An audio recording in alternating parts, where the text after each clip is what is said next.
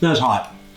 Hot. This lemon pudding cake is sweet, citrusy, delicate, and a little fancy. And that's because it's essentially a lemon souffle. But before you get too scared, know that that's why I'm here, to take those souffle scaries away by showing you a few tips to make sure that your souffles come out just right. But before we go any further, be sure to like and subscribe below so you don't miss any videos like this in the future. The way that I think about lemons is the inside of the lemon and the juice of the lemon is the punchy part. But really the bulk of the lemony flavor is the oil that's packed into the rind. So before we do anything, we want to zest 2 of our 3 lemons to get a lot of that lemony flavor incorporated into the custard that will become our souffle. So take your microplane or lemon zester and just run around both of the lemons, getting all the zest that you can.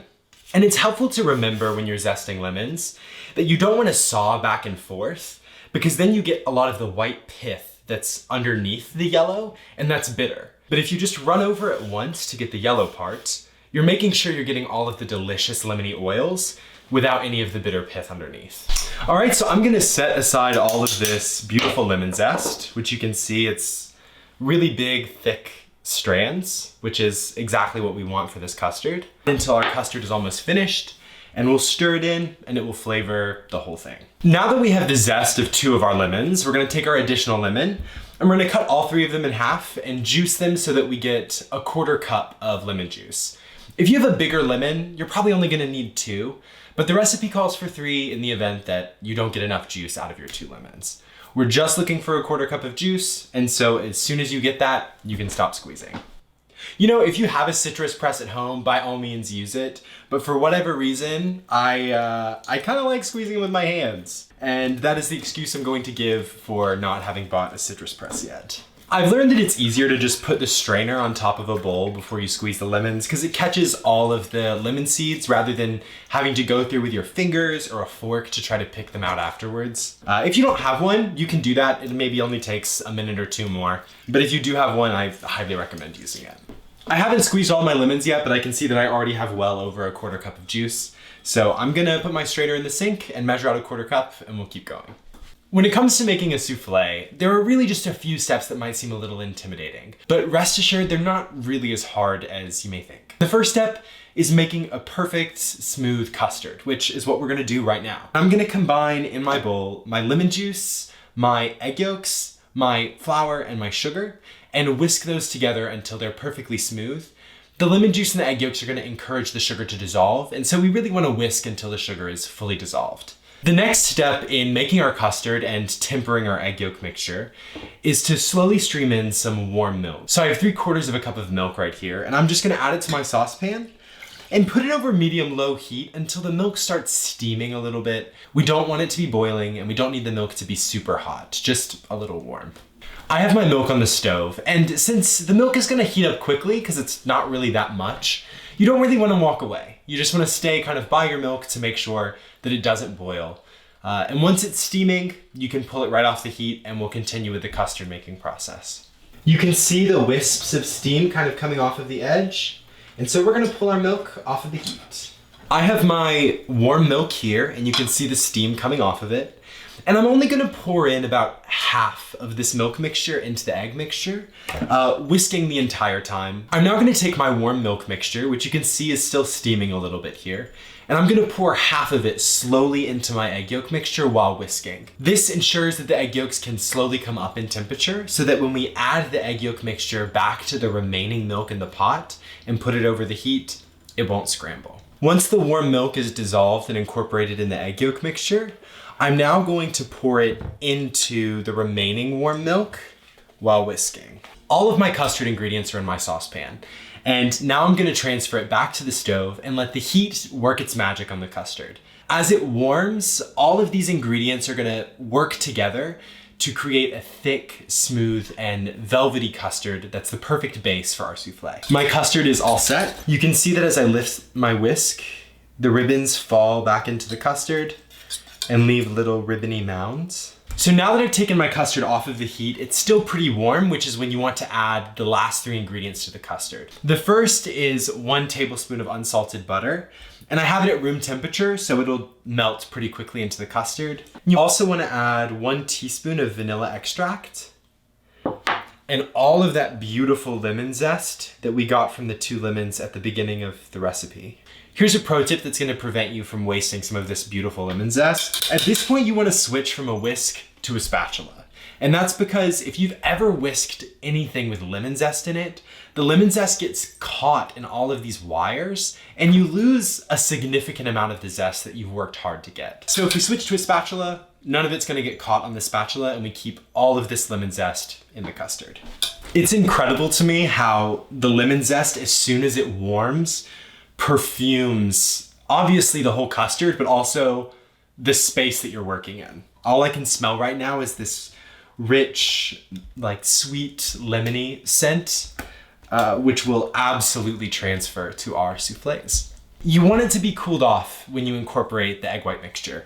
So we're gonna set it aside while we get our ramekins ready and while we whip our egg whites, so it'll be at room temp by the time we incorporate and fold in the egg whites.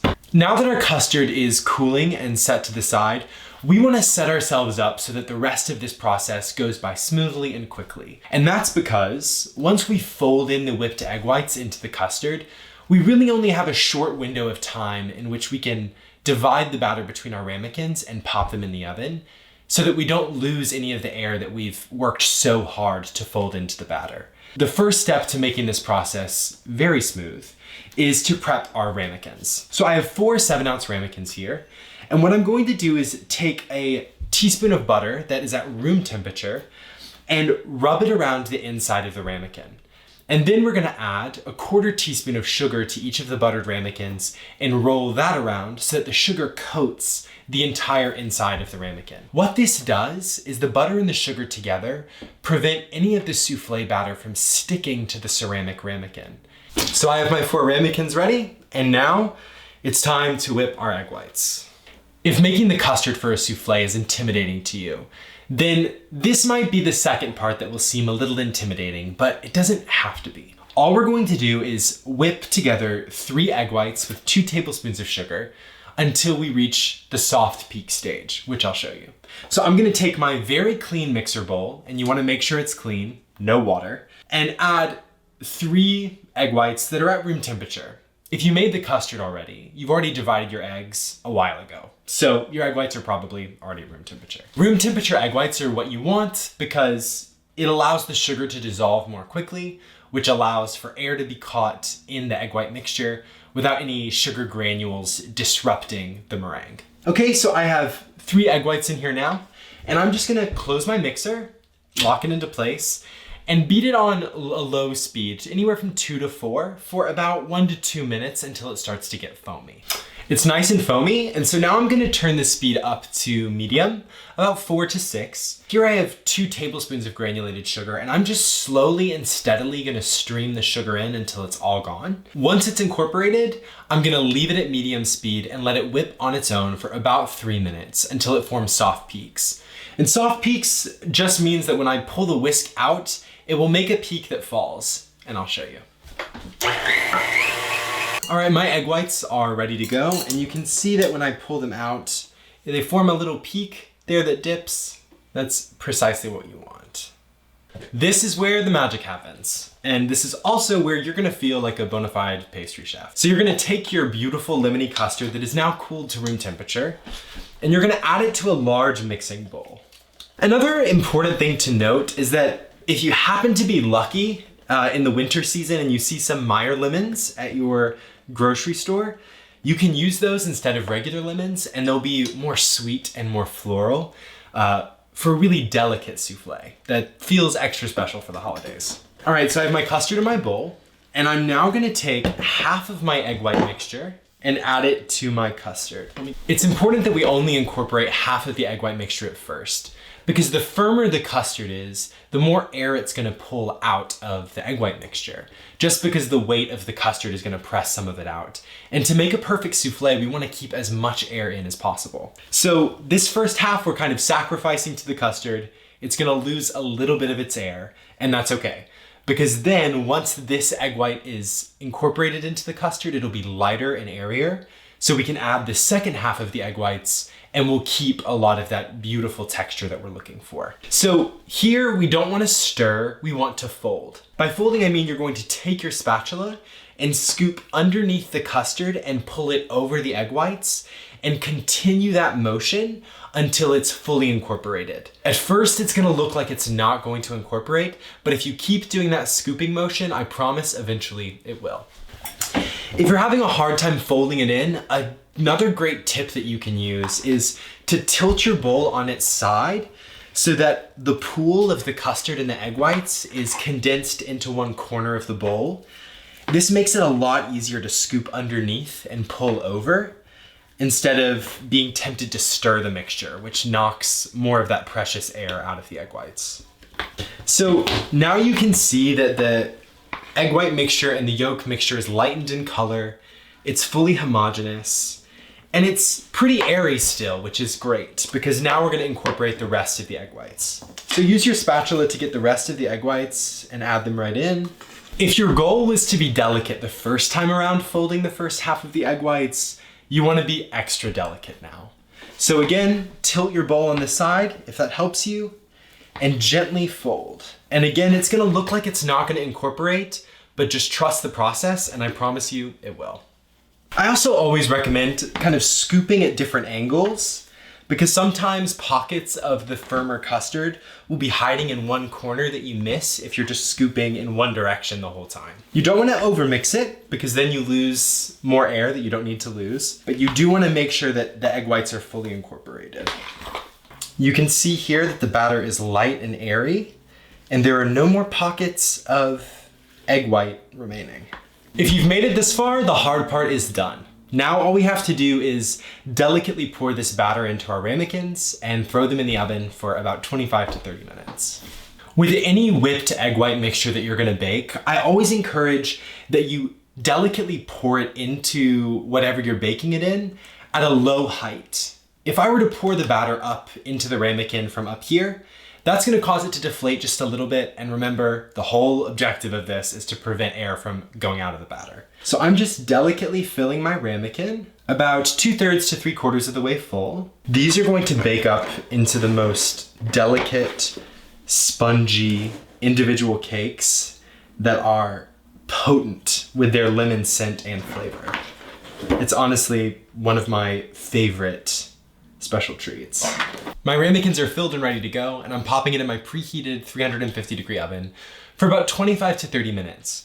You're gonna notice that the souffle itself is gonna puff up and rise over the lip of the ramekin, and it's gonna brown slightly on the surface.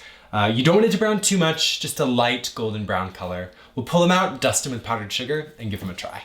You want to serve a souffle almost immediately out of the oven because it'll start to fall as the souffle cools.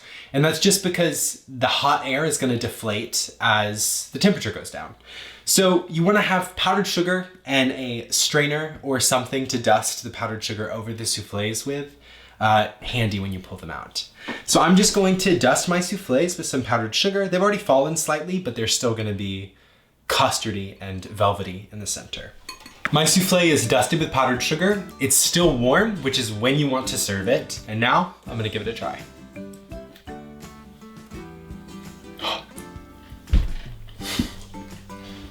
It's bright, it's lemony, it's a little acidic and tangy from the acid in the lemons, but it's also fluffy and it breaks apart in your mouth really easily.